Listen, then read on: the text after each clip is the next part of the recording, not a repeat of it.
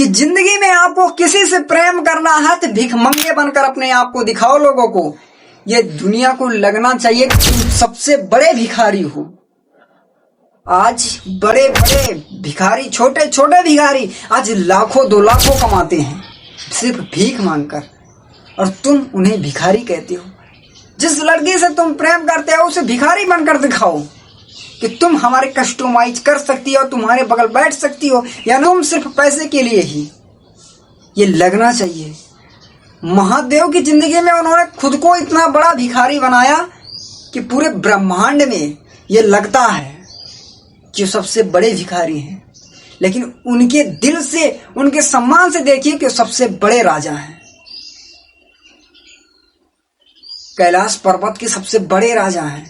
सभापति ने नहीं बुलाया महादेव को तो नहीं गए, और आज लोग कहते हैं कि हमें बुलाया नहीं, हमें माख है, उन्हें कोई माख नहीं। तुमने हमें नहीं बुलाया तो हम नहीं जाएंगे। माता पार्वती स्वयं गई वहां पर बिना बुलाए। वहां पर उनके पिता सभापति ने उन्हें भरा बुला कहा, और उनको कहते और महादेव को भी कहा कि तुम्हारे पति ये हैं वो हैं। उन्हें गुस्सा आ गया, वहीं पर बैठकर तपस्या करने लगी। जब तक जिंदगी में भिखारी बनकर, भिखमंगे बनकर लोगों को दिखाओगे नहीं ना, तब तक तुम्हारी बड़प्पन का अंदाजा लोग नहीं लगा पाएंगे। प्रभु श्री राम तो राजा के घर के थे, लेकिन जिंदगी में उन्हें सुख कहाँ मिला राजा का। ये पूरी अयोध्या, पूरी दुनिया जानती है कि प्रभु श्री राम जी अयोध्या के सबसे बड़े राजा हैं। कि उन्होंने जिंदगी में क्यों सुख नहीं ले पाए। वो राजाओं का सुख नहीं ले पाए, वो अपनी पत्नी का सुख कभी जिंदगी में नहीं ले पाए। माता कैकेयी ने उन्हें वन को भेज दिया 14 साल के लिए, और वन को भेजने के बाद वहां पर रावण ने हल ले गया। पत्नी का कभी सुख पाया? वो एक राजा थी। तो लोगों को राजा बनकर दिखाओगे तो 20 जगह मारे जाओगे, और छोटे दिखाओगे ना तो सबसे बड़े राजा मानो जाओगे। उन्होंने अपने आप को राजा बनाया था कि सबसे बड़े अयोध्या के राजा हैं, लेकिन वो अपनी पत्नी का कभी जिंदगी में सुख नहीं ले पाए।